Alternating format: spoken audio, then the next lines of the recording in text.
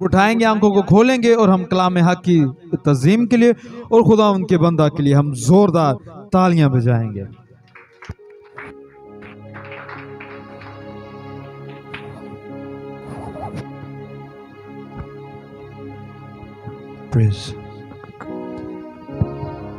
मसीह खुदावंद में आप सबको सलाम, सबको सलाम। उच्ची सारी जवाब दो, सारे सलाम, फिर सारे सलाम, हाल भी सारे सलाम। ऐसे कलीसिया होनी चाहिए बिल्कुल जागती हुई, एक्टिव हर टाइम, और ऐसे लोग खुदावंद को भी पसंद है। आमीन। वैसे भी क्लास में वो बच्चे ज़्यादा टीचर पसंद करते हैं जो हर सवाल का जवाब बड़ी जल्दी दे देते हैं, ऐसा ही है। तो थोड़ा एक्टिव रहा करें चर्च में। जब हम यहाँ पर आते हैं गीत गाने, प्रस्तुत करने, खुदा के नाम को मुबारक कहने, तो ये बड़ी उत्तम बात है कि हम खुदा के नाम को मुबारक कहने के लिए आते हैं। बाइबल मुकद्दस हमें हर तरह से सिखाती है। इन दिनों में मैं शेखुपुरा में जॉब कर रहा हूँ और वहाँ पर लाजमी बात है हमारा जो टाकरा होता है वो सबसे पहले तो ऐसे लोगों के साथ होता है जो हमारे ईमान के नहीं हैं, और फिर उनके साथ रहना, और फिर अगर वो आप उनके साथ रह रहे हो, उनके साथ बातचीत कर रहे हो, तो बड़ा जो हमारा ईमान है और जो उनका ईमान है उसमें तकरीबन नहीं तो मेरे ख्याल से 100 to 10% ही डिफरेंस है। बहुत दफ़ा हम कोशिश करते हैं कि इनको मिलाने की, लेकिन नहीं मिला पाते, क्योंकि ऐसा हो ही नहीं सकता कि अंधेरा और उजाला एक जगह हो। ऐसा ही है। तो बड़े सवालों जवाब होते हैं। बड़ा कभी कभार तो अच्छा भी लगता है, लेकिन कभी कभार डर भी लगता है भी कितने तापा ना जान, गुस्सा ना कर लें। तो कोई बात नहीं, ये सब जिंदगी के हिस्से हैं और इनमें हमें सबको कामयाबी के साथ आगे बढ़ना है। सच्चाई यही है कि हम इस ज़मीन पर आए हैं, मसीह यीशु भी ज़मीन पर आया था। आमीन। और बाइबल मुकद्दस हमें सिखाती है कि हम खुदा की छवि पर बने हैं। किसकी छवि पर? खुदा की छवि पर। और खुदा के बाइबल में अंदर जो यीशु मसीह ने खुदा की तारीफ की है वो ये कहा है कि रूह का कोई हड्डी और गोश्त नहीं है। रूह का कोई हड्डी और गोश्त नहीं है। खुदा रूह है और रूह का कोई हड्डी और गोश्त नहीं है। तो फिर अगर हम आगे जाकर पढ़ें लेटर्स में, खुदा के बंदे जो रुसल थे उन्होंने कहा कि वो बनाए आलम से पेशतर ज़बा किया हुआ बर्रा था, बिल्कुल से प्लेन था। इसका मतलब खुदा के अंदर यीशु की शबीह थी और उस शबीह पर हमें बनाया है। आमीन। सुन रहे हैं कि नहीं? लाइट चली गई, कोई बात नहीं, कोई बात नहीं, कोई बात नहीं, परेशानी हो, मेरी आवाज स्पीकर में बहुत ही तक पहुंचे। आमीन। बाइबल मुकद्दस हमें यह सिखाती है कि यीशु की शबीह पर हम बने हैं। तो यीशु इस जमीन पर आया, उसने अपने हर जिंदगी के हर हिस्सा में आजमाइश देखी है और हम भी आजमाइश देख रहे हैं। वो इस जमीन पर जब सलीब पर लटकाया गया तो अकेला था, उसके साथ उसका कोई भी दोस्त नहीं था। हालांकि उसने 3.5 साल जो मुनादी की, उस दौरानिया में उसे बड़े ही हुनहार अच्छे लोग भी मिले।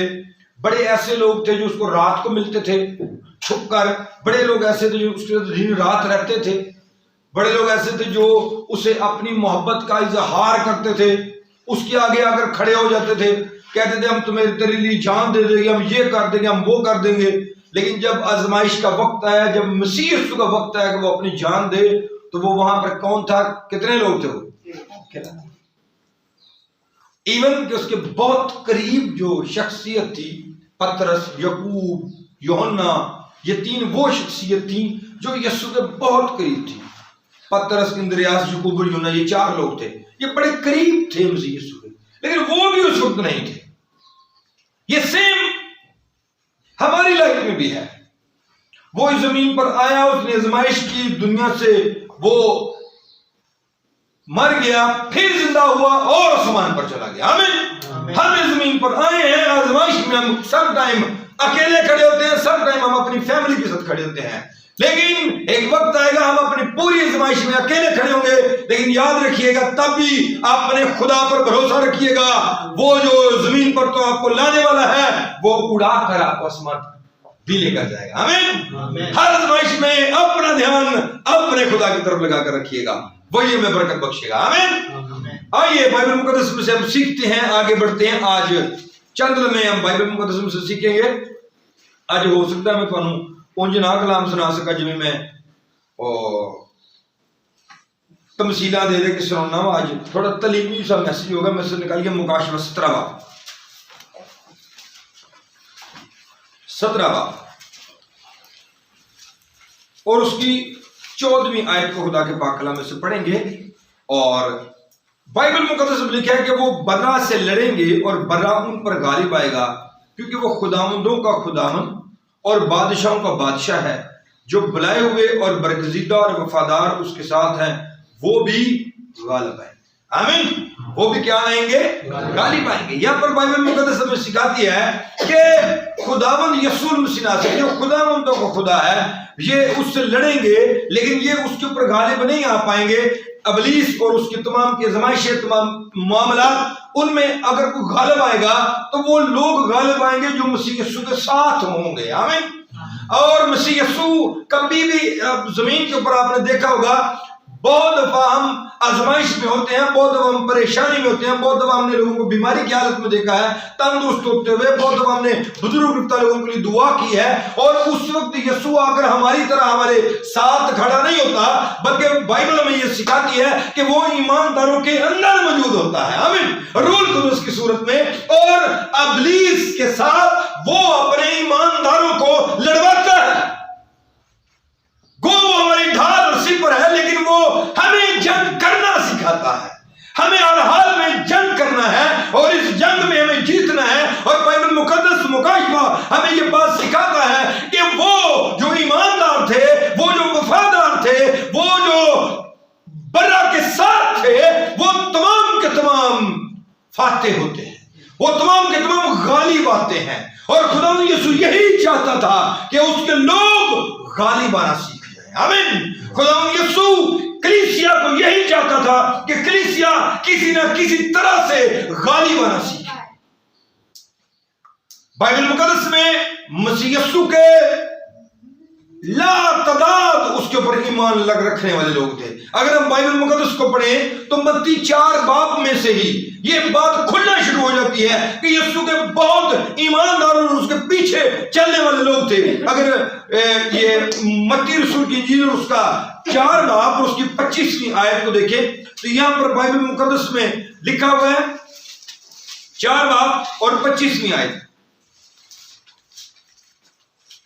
लिखा है बाइबल मुकद्दस में। मैं 24वीं आयत से पढ़ता हूं। और उसकी शोहरत तमाम सूरिया में फैल गई और लोग सब बीमारों को जो तरह तरह की बीमारियों और तकलीफों में गिरफ्तार थे और उनको जिनमें बदरुएं थी, मिर्गी वालों और मफलूजों को उसके पास लाए और उसने उनको अच्छा किया। और गलील और दुकलस और यरूशलेम और यहूदिया और यरदन के पार से बड़ी भीड़ उसके पीछे हो। कितनी भीड़? बड़ी भीड़। अगर हम अपने इर्द गिर्द के माहौल में देखेंगे तो हमें बहुत से ऐसे लोग मिलेंगे जिनकी जिंदगी में खुदा ने अजीब काम किया है। किसी न किसी तरीके से उनकी बीमारी को दूर किया, किसी ने किसी तरीके से उनको आजाद किया, किसी ने किसी तरीके से उनको काम दिया, बहुत सी जिस्मानी बरकत उनको दी। और वो लोग इस जमीन पर आपको कसरत से मिलेंगे और वो ईमानदारों के ग्रोह में शामिल है। लेकिन वो तमाम के तमाम ग्रोह में तो शामिल हैं, लेकिन वो तमाम के तमाम उस नहज तक नहीं पहुंचते जहां पर उन्हें गालिब आना चाहिए था। और बाइबल मुकद्दस में दिखाती है कि बड़ी भीड़ उसके पीछे हो ली और ये तमाम के तमाम मसीह यीशु के पीछे चलते जा रहे हैं और ये पूरी लाइफ मसीह यीशु के पीछे नहीं चले। अगर हम बाइबल मुकद्दस को बागौर मत्ती रसूल की इंजील, मत्ती, मरकस, लूका और यूहन्ना की अनाजील को पढ़ें तो यहां पर हमें बड़ी भीड़ मसीह यीशु के पीछे पीछे चलती नजर आती है। लेकिन ये बड़ी भीड़ जो पीछे पीछे चलती है, ये तमाम के तमाम लोग मसीह यीशु के साथ नहीं है। ऐसे ही जैसे आज के दौर में आपको चर्च भरे नजर आएंगे, आपको इर्द गिर्द में जाके अब यूनाबाद में किसी भी क्रिश्चियन का दरवाजा को नोक करें और उनको आप पूछें कि क्या आप मसीह पर ईमान रखते हैं, तो वो झटक से आपको जवाब देगा, जी मैं ईमान रखता हूं। लेकिन एक्चुअली लफ्जों से कह देना ईमान नहीं होता।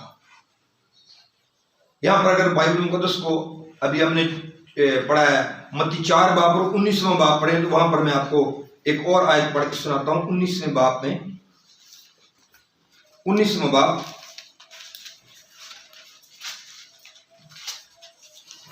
निकाल लिया और उसकी दूसरी आयत से मैं पढ़ूंगा, बल्कि पहले से पढ़ते हैं। जब यीशु ये बातें खत्म कर चुका तो ऐसा हुआ कि गलील से रवाना होकर यरदन के पार यहूदिया की सरहदों में आया और एक बड़ी भीड़ उसके पीछे हो ली और उसने उन्हें वहां अच्छा किया।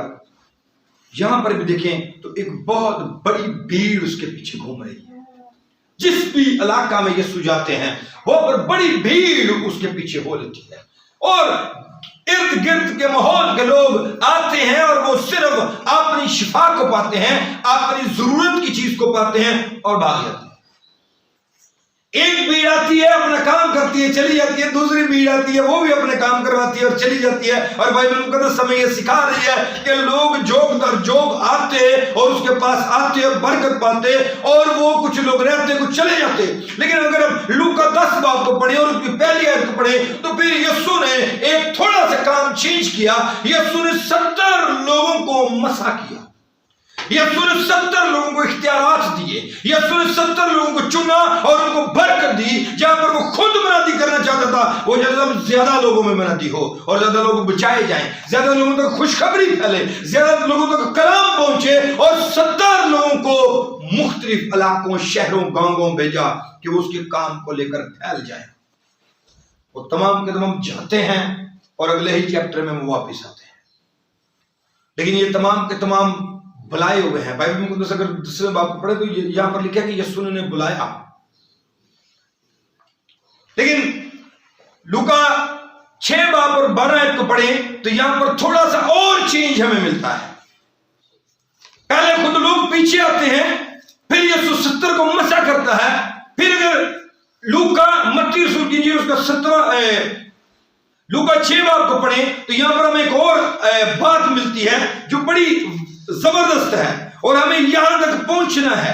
लूका मेरे से निकालिएगा, लूका 6 बाब और 12वें आयत में पढ़ दो। लिखा है उन दिनों में ऐसा हुआ कि वो पहाड़ पर दुआ करने को निकला। कहां पर? पहाड़। दुआ करने को निकला और खुदा से दुआ करने में सारी रात गुजार दी। और जब दिन हुआ तो उसने अपने शागिर्दों को पास बुला। किसको बुलाया है? शागिर्दों को। अब शागिर्द कितने हैं? शागिर्द लातादाद है। शागिर्दों की तादाद काउंटिंग में नहीं है, वो भीड़ की भीड़ है, वो अनलिमिटेड लोग हैं, इतने ज्यादा हैं कि उनको गिन नहीं पा रहे। लेकिन उन सब के लिए दुआ करने के बाद यीशु मसीह नासरी उनमें से सिर्फ और सिर्फ कितने लोगों को चुनते हैं? 12 लोग। जिस तरह यीशु ने कहा कि बुलाए हुए तो बहुत है लेकिन बरगजीदा क्या है? चर्च में कलीसिया काउंटिंग करें तो कलीसिया के बहुत सारे लोग ये कहेंगे कि हम मसीह यीशु के बहुत बरगजीदा लोग हैं, हम मसीह के बहुत करीब हैं। लेकिन मसीह यीशु की अपनी लाइफ में उसके बाद भीड़ की भीड़ लोग थे, बहुत थे। जब पहाड़ी आवाज पढ़ते हैं तो वहां पर बहुत भीड़ थी जो मसीह यीशु के पीछे थी। जब हम यरूशलेम में यीशु को पाक हफ्ता के रोज यानी कि खजूरी त्योहार के रोज देखते हैं कि यीशु फसह के दिनों में वहां पर जाते हैं तो बहुत बड़ी भीड़ मसीह यीशु के पीछे है और वो ये कह रही है कि हम मसीह यीशु को क्या बनाएंगे? बादशाह बनाएंगे। कितनी बड़ी भीड़ उसके पीछे होगी। और देखिए अगर इतनी बड़ी भीड़ अगर जिद पर आ जाती तो वो हो सकता है यरूशलेम के अंदर से रोमियों को मार भगाते। लेकिन इतनी बड़ी भीड़ गलत रवैया लेकर आई थी। यहां बाइबल मुकद्दस में इतने लोग मसीह यीशु के करीब करीब करीब करीब आ रहे हैं, लेकिन इन सब में अगर कोई मसीह की जलाली रूप को देख पाया है तो वो सिर्फ के सिर्फ 3 लोग देख पाए हैं। और बाइबल मुकद्दस हमें ये सिखाती है। मत्ती 17 बाब में वाज़िया लिखा हुआ है, मैं से निकाल लीजिए मत्ती रसूल की इंजील और उसका 17वां बाब। मत्ती रसूल की इंजील। कितने लोग मसीह यीशु के पीछे पीछे भागे जा रहे हैं, लेकिन बरकत पाने वाले सिर्फ चंद थोड़े से। निकालिए 17वां बाब। पहली आयत से मैं पढ़ता हूं। 6 दिन के बाद यीशु ने पतरस, पहला पतरस, दूसरा और यकूब और उसके भाई यूहन्ना को हमरा लिया और उन्हें एक ऊंचे पहाड़ पर अलग ले गया और उनके सामने उसकी सूरत, हालेलुया, यह है नहज जहां पर आप अपने बादशाह को अपने सामने देखते हैं। हम में से बहुत से लोग ईमान रखते हैं लफ्जी, हम में से बहुत सारे लोग खुदा के हुजूर दुआएं भी करते हैं, हम में से बहुत सारे लोग रोजे भी रखते हैं, हम में से बहुत सारे लोग रोजों का एहतराम करते हैं, गोश्त नहीं खाते, अच्छे कपड़े नहीं पहनते, मेकअप नहीं करते, शादियां नहीं करते, बड़े हमारे रस्मी रिवाजे हैं जिनके अंदर हम बिल्कुल रसूमात हैं, जिनमें हम बहुत स्ट्रिक्टली इसके ऊपर यकीन करते हैं कि जी गोश्त नहीं खाना रोजे तो भावें भरा नाल लड़ाई रहे, शादियां नहीं करनी तो भावें रोज गुनाह करियो। मतलब हमने अपनी जिंदगी में चंद एक बातें ऐसी बना रखी हैं जो हमें खराब कर रही हैं। और यहाँ पर बाइबल मुकद्दस में इतनी बड़ी भीड़ मसीह पर ईमान रखने वाली, हो सकता है जिस पहाड़ पर यीशु तालीम दे रहा था उसके चुकर तो लोग ही लोग खड़े हों और वो सब के सब, कोई लंगड़ा, कोई लूला, कोई अंधा जो ठीक हुआ हो, वो वहां पर कह रहा हो हम मसीह यीशु का इंतजार कर रहे हैं, हम मसीह यीशु को बादशाह बनाएंगे, वो हमारा बादशाह है, ये सब कुछ कह रहे होंगे, लेकिन इनमें से एक भी मसीह के जलाली रूप को देख नहीं पाया। और उन 12 में से भी 3 को मसीह यीशु ने चुना और उनके ऊपर भरोसा किया कि जब मैं इन्हें अपना जलाली रूप दिखाऊंगा तो ये बर्दाश्त करेंगे। आमीन। तो उस जलाली रूप को पाने के लिए, वहां तक पहुंचने के लिए पहाड़ बदल क्रॉस करना पड़ता है। मसीह यीशु के पीछे चलने के लिए क्या क्रॉस करना पड़ता है? यीशु मसीह नासिर ने ये 17वें बाब की जब हम पहली आयत पढ़ते तो 6 दिन के बाद यीशु ने पतरस, यकूब और उसके भाई यूहन्ना को हमरा लिया और उन्हें एक ऊंचे पहाड़ पर लेकर गया। कहां पर लेकर गया? किस पर? इस बात को अपने दिल में बिठाइए। बरकत को पाने के लिए हमें सबसे पहले अपने रिश्तेदार, अकाराब और तमाम के तमाम ख्वाहिशात जो जमीन के साथ ताल्लुक रखती हैं उनके साथ ताल्लुक तोड़ना पड़ता है और फिर हमें अपनी जान को दुख देकर उस पहाड़ तक पहुंचना पड़ता है जहां पर आप अपने खुदावंद के चेहरा को बदलता हुआ उसकी बादशाहत को अपने सामने देखें। हालेलुया। और वहां तक जाने की कोशिश कीजिए। बाइबल मुकद्दस कहती है उसने उन तीनों को लिया और इन तीनों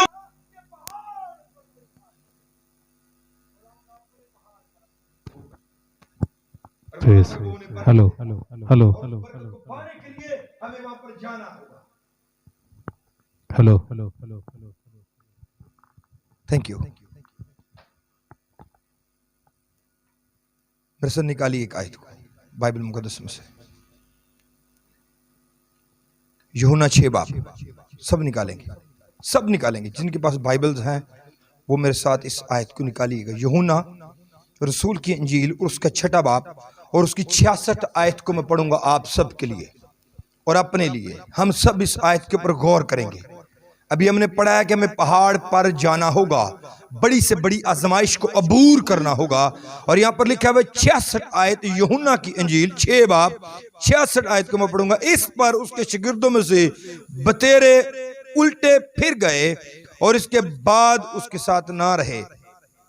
बस यीशु ने उन 12 में से कहा तुम भी चले जाना चाहते हो? और अगर हम इसको ऊपर 60 आयत से पढ़ें तो वहां पर लिखा है इसलिए उसके शागिर्दों में से बहुतों ने सुनकर कहा कि ये कलाम नागवार है। ये कलाम क्या है? नागवार है।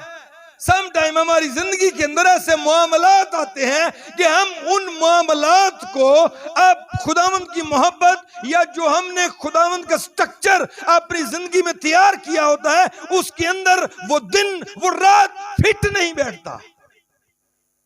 उस कलाम में हमारा सिस्टम फिट नहीं बैठता। हम कलाम को रबड़ की मानद खोलते हैं और उसको रखने की कोशिश करते हैं लेकिन हम रख नहीं पा रहे होते। और यहाँ पर बाइबल मुकद्दस में लिखा है इन लोगों ने कहा कि खुदावंद का कलाम जो है वो नागवार है, ये हम मान नहीं पाते। बहुत दफा हमें खुदावंद के लोगों का कलाम पसंद नहीं आता क्योंकि वो खुदावंद के कलाम की बातें बड़ी सच्चाई के साथ बयान कर रहे होते हैं और ये सच्चाई हमें नागवार लगती है।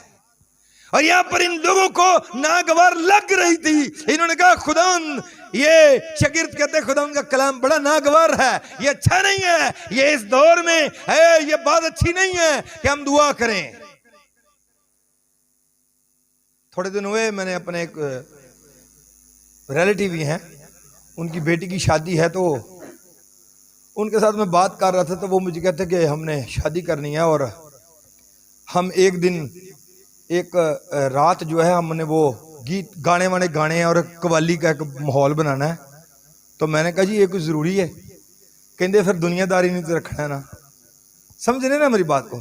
समटाइम हम अपने दुनिया के लोगों को खुश करने के लिए, इब्लीस को खुश करने के लिए, जो उनके अंदर बदरुए हैं ना, उनको खुश करने के लिए हम मसीह के पहाड़ पर जाना नागवार समझते हैं और खुदा के कलाम को हम अपनी रवायतों के हिसाब से बदल देते हैं। और यहां पर आकर फिर हमें पता चलता है कि जब हम पीछे रह गए और 3 लोग जाकर मसीह यीशु के चेहरे को खूबसूरती के साथ देखते हैं और वो पार निकल गए। आमीन। और हमें इस जमीन पर टिके नहीं रहना, हमें आगे बढ़ना और चलना और पहाड़ों को क्रॉस करते हुए मसीह यीशु तक पहुंचना है। और यही बाइबल मुकद्दस की सच्चाइयां हैं।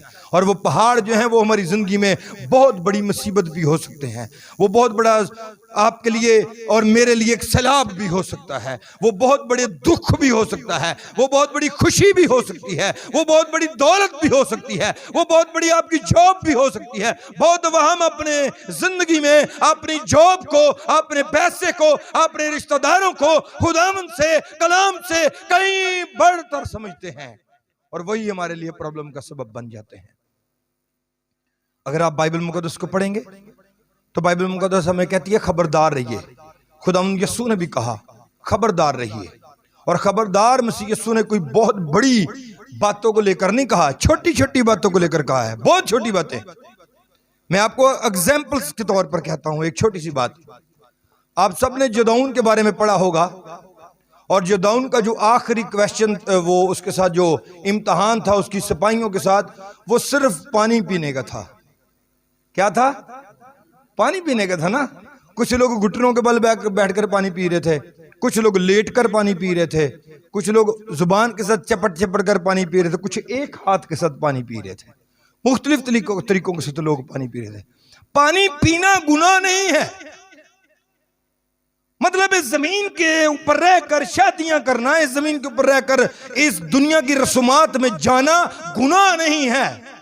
रोटी कमाना गुनाह नहीं है, ड्यूटी पर जाना गुनाह नहीं है, अपने बच्चों की देखभाल करना गुनाह नहीं है, कॉलेज जाना गुनाह नहीं है, और जमीन के काम जो अच्छे हैं वो करना गुनाह नहीं है। लेकिन उन कामों को अगर हम अपने खुदा के काम से बालातर कर देते हैं तो फिर वो गुनाह बन जाता है। हम मेरी बात को समझ रहे हैं? ये बड़ी सादा सी बात है, लेकिन ये हमारे अंदर जब आती है तो ये हमें नागवार भी समटाइम लगती है। मैं आपको सिखाता हूं बाइबल मुकद्दस से, मेरे से निकालिए लूका 21वां बाब। इसी आयत को मैं आपको सिखाता हूं, मेरे से निकालिए लूका 21वां बाब। निकाल लिया? उसकी 34वीं और 35वीं आयत को पढ़ते हैं खुदा के पाक कलाम से। बड़े ध्यान के साथ सुनेंगे। लिखा है 34वीं आयत से, पस खबरदार रहो। लूका 21वां बाब और 34वीं आयत, पस खबरदार रहो। क्या रहो जी? यीशु ने कहा क्या रहो जी? खबरदार। खबरदार कितने लिखे होता है? जो लोग काम करते हैं, जो लोग रास्ते में जाते हैं, इर्द गिर्द की चीजों पर जरा ध्यान देते हैं, वो देखते होंगे कि जब पेट्रोल की या डीजल की कोई बहुत बड़ी वेसल जा रही होती है ना, तो उसके साथ रेड कलर का निशान लगा होता, गोल दायरा, और उसके अंदर ब्लैक कलर में लिखा था खबरदार। क्यों? क्योंकि वो फ्लेमेबल है, उसको आग लगती है। तो खबरदार रहना है कि यानी कि इसके पास जाकर जोर से इसको टक्कर नहीं मारनी, क्योंकि वो जल सकता है, उसको आग लग सकती है। तो उससे थोड़ा अपने आप को बचाना है। खबरदार कहां लिखा होता है? एक बहुत बड़ी कह लीजिए कि ट्रांसफार्म के ऊपर जो बिजली को 13,000 वोल्टेज से 220 के ऊपर कन्वर्ट करता है, उसके ऊपर साइड के ऊपर एक रेड कलर का निशान लगा, तो उसके ऊपर लिखा था खबरदार। जिंदगी की और मौत के दरमियान के जो रोड है उसके ऊपर हमें सम टाइम लिखा हुआ मिलता है खबरदार, यानी कि जिसको हम छू लेंगे तो हम मर सकते हैं। तो यसूल मसीह नासरी ने जब इस आयत को बोलना शुरू किया तो उसने कहा बस खबरदार रहो। इसका मतलब यीशु समझ गया था कि ये छोटी छोटी बातों में हम मौत की नहज पर चले जाते हैं, खुदावन से दूर चले जाते हैं। और बाइबल मुकद्दस में लिखा है, मैं इस आयत को पूरा पढ़ता हूं, बस खबरदार रहो, ऐसा ना हो कि तुम्हारे दिल खुमार कहते तो हुण छोटियां छोटियां गल्लां लिखा, तुम्हारे दिल खुमार और नशाबाजी और इस जिंदगी की फिक्रों से सुस्त हो जाए। फिर पढ़ता हूं, तुम्हारे दिल खुमार, किससे? सब बोलें किससे? खुमार और नशाबाजी और इस जिंदगी की फिक्रों से सुस्त हो जाए। आगे लिखा, और वो दिन तुम पर फंदे की तरह नागहान आ पड़े, क्योंकि जितने लोग तमाम रुए जमीन पर मौजूद होंगे उन सब पर वो इसी तरह आ पड़ेगा। जो कहां पर मौजूद होंगे? रुए जमीन पर, यानी कि जो लोग जिंदा होंगे उनके ऊपर क़यामत का रोज इसी तरह से आएगा। और मसीह यीशु ने कहा बस खबरदार रहिए, नशाबाजी और जमीन के कामों के अंदर हम कहीं इतने गुम ना हो जाएं कि हम मसीह यीशु को ही भूल जाएं, हम अपने निजात को भूल जाएं, हम इस जमीन के कामों में कहीं इतने मसरूफ ना हो जाएं कि किसी को पूछे कि जब आप दुआ कर रहे हैं, बाइबल पढ़ते हैं, नहीं टाइम नहीं लगता। क्या कर रहे थे? मैं ड्यूटी पर था। हम लोगों ने एक बड़ी अपने अंदर एक बात बनाई हुई है। अक्सर लोग मुझे भी कहते हैं जी काम करना एक इबादत है। काम करना की है, क्या कहते हैं? इबादत है। काम करना क्या है? इबादत है। सब बड़े लोग ये कहते हैं और मैं उनको ये आंसर देता हूं कि अगर काम करना इबादत है तो फिर खुदा ने बागे अदन को जब बनाया तो आदम को तो उसके अंदर काम करने के लिए कहा, लेकिन उसके साथ वहां पर लिखा है कि वो ठंडे पहरों में आदम के साथ क्या करता था?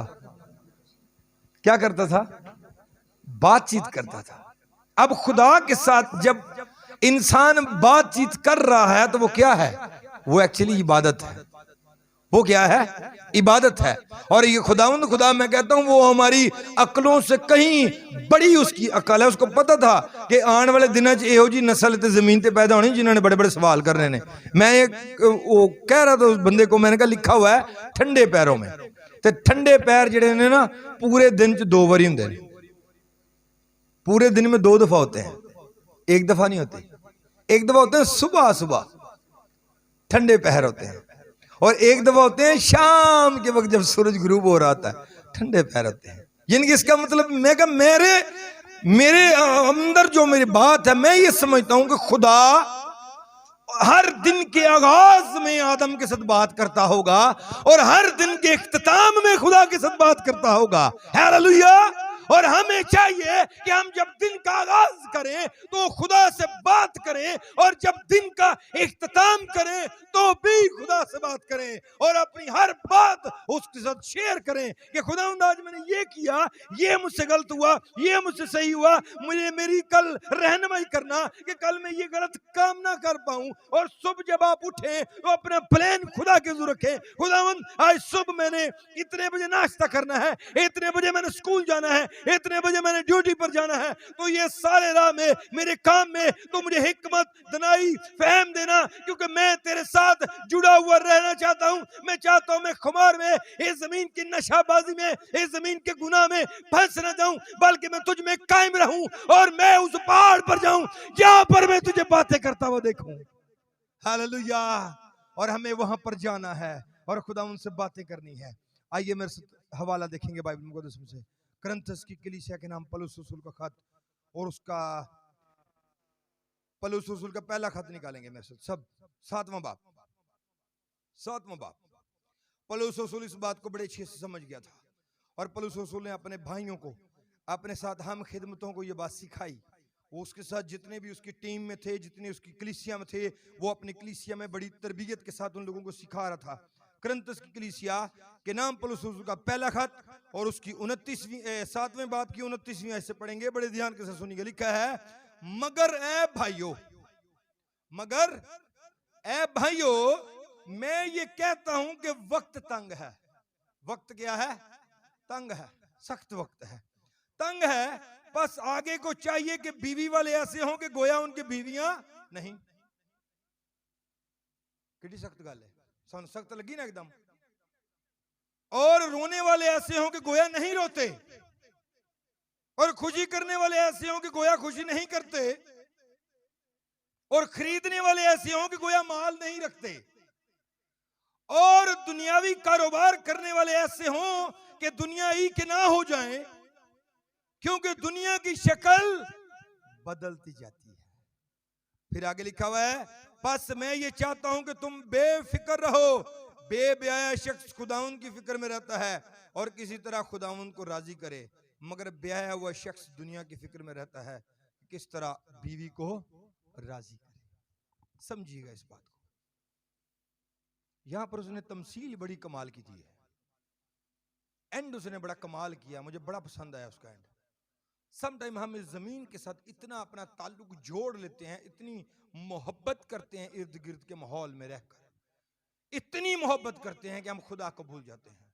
उसने कहा बेब्याह शख्स। बेब्याह शख्स से मुराद यहां पर कुंवारे नहीं है। बेब्याह शख्स से मुराद है जिनकी मोहब्बत जो है वो इस दुनिया से बढ़कर कहीं खुदा के साथ होती है। आमीन। उनको कुंवारे कहा गया है। और अगली बात यहां पर क्या गया, ब्याह हुआ शख्स, वो जो जमीन की फिक्रों में लगा रहता है, वो ऐसे है कि वो अपनी बीवी को खुश करता है, यानी कि जमीन की ख्वाहिशात में फंसा रहता है और इर्द गिर्द अपने रिश्तेदारों, कारब और अपने सिस्टम को खुश करने की कोशिश करता है। लेकिन बेब्याह शख्स एक ऐसा शख्स है जो सिर्फ इस जमीन के साथ उसका कोई ताल्लुक नहीं है, वो सबसे पहले अपने खुदा को खुश करता है और खुदा यही चाहता है। बाइबल मुकद्दस ये कहती है कि जिनके बीवियां हैं वो ऐसे हों कि जैसे उनकी बीवियां नहीं। इसका मतलब ये नहीं कि बीवियों ने तलाक दे दो, इसका मतलब ये है कि आपके साथ जो आपकी बीवी का ताल्लुक है, आपके रिश्तेदारों का ताल्लुक है, उनसे कहीं बढ़कर खुदा का ताल्लुक है आपके साथ। आमीन।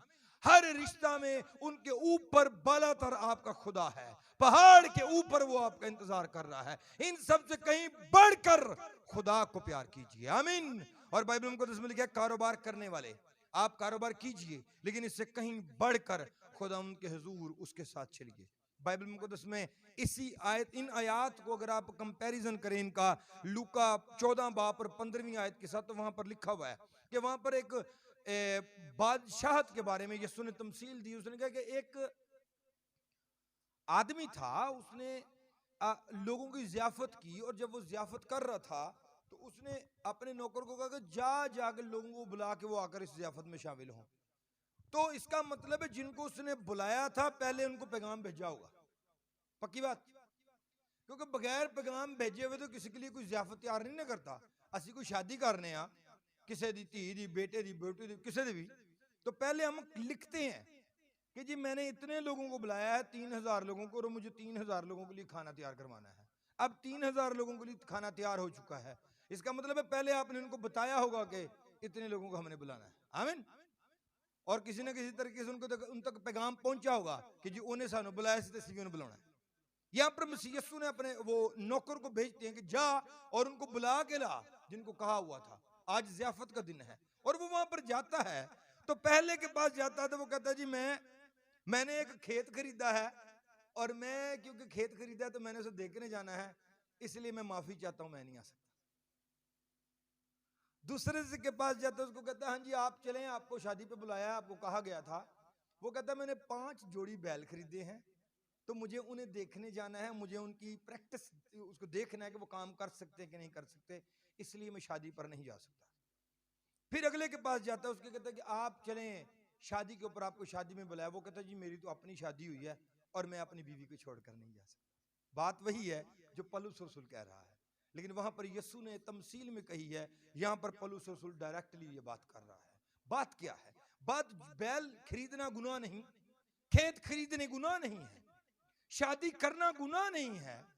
एक्चुअली जब हम अपने खुदा से कहीं बढ़कर किसी और को ओहदा दे देते हैं, वो हमारे लिए गुनाह बन जाता है।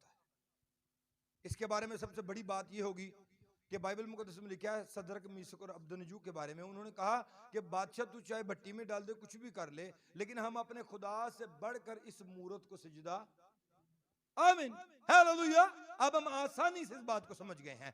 5 जोड़ी बैल खरीदिए, अपने लिए घर बनाइए, सब कुछ कीजिए, लेकिन उससे कहीं बढ़कर अपने खुदा को टाइम दीजिए। आमीन। आप शादियां कीजिए, शादियों से बढ़कर कहीं, दुल्हन से बढ़कर, दुल्हा से बढ़कर कहीं अपने आसमानी खुदा को प्यार कीजिए। आमीन। आप खेत खरीदिए, लेकिन जितना कुछ भी खरीदना है उससे कहीं बढ़कर अपने खुदा को प्यार कीजिए। तब खुदा हमें अपने रास्ते के पहाड़ पर लेकर जाएगा और वो अपने चेहरा को अपने लोगों पर चमकाएगा। आमीन। और उसका इंतजार कीजिए और उसके पीछे तब तक चलिए जब तक वो आपको बुलाता है। आमीन। आइए अपनी आंखें बंद करेंगे और दुआ करना शुरू करेंगे और कहेंगे, कुदूस खुदावंद मेरे मालिक, इस जमीन के ना हम होकर रह जाएं, बल्कि मेरे मालिक रोज बरोज तुझ में तरक्की करते चले जाएं। खुदावंद ये नहीं चाहता कि हम कारोबार छोड़ दें, ना वो ये चाहता है कि हम इस जमीन के गुम ना हो जाएं कहीं इसमें। वो ये चाहता है कि हम ये जमीन पर रहते हुए मेरे साथ जुड़े रहें। वो चाहता है कि ये खेत से निकलें और मेरे घर में आए और मेरे साथ ज़ियाफत करें, ये मेरे साथ बैठकर खाना खाएं और उसके बाद काम करें। आइए हम सबसे पहले अव्वलीन दर्जा अपने खुदावंद को देते हैं। Praise the Lord Jesus. दुआ करना शुरू करेंगे। थोड़ी देर के लिए सब दुआ करना शुरू, खोले अपने लबों को। अब वक्त है दुआ करने का, अब वक्त है खुदावंद को अव्वलीन दर्जा देने का। अब वक्त है कि हम सबसे बढ़कर अपने खुदा उनसे प्यार करें। अपनी जुबान से करार कीजिए कि ये कुदूस खुदा, मैंने अब तक जो कुछ भी किया लेकिन उससे मैं कहीं बढ़कर अब तुझे दर्जा दूंगा। अपनी नींद से बढ़कर तुझे, अपनी ख्वाहिशात से बढ़कर तुझे, शादियों से बढ़कर तुझे, इस जमीन की ख्वाहिशात से बढ़कर तुझे, दौलत से बढ़कर तुझे, इस जमीन के मटीरियल से बढ़कर मैं तुझे प्यार करूंगा और मैं तुझसे रफाकत रखूंगा। मैं रोज सुबह तुझसे बात करूंगा, मैं रोज शाम को तुझसे बात करूंगा, क्योंकि तू मेरे मालिक रब्बुल। आज वो मुशर्रफ बेटे की कहानी मुझे याद आती है कि वो अपने बेटे का इंतजार करता है। मैं जानता हूं तू मेरा इंतजार करता है। अब मैं तुझे मिलने जरूर आऊंगा और तुझसे रफाकत रखूंगा ताकि हर मेरी जिंदगी के ठंडे पहर तेरे साथ गुजरे।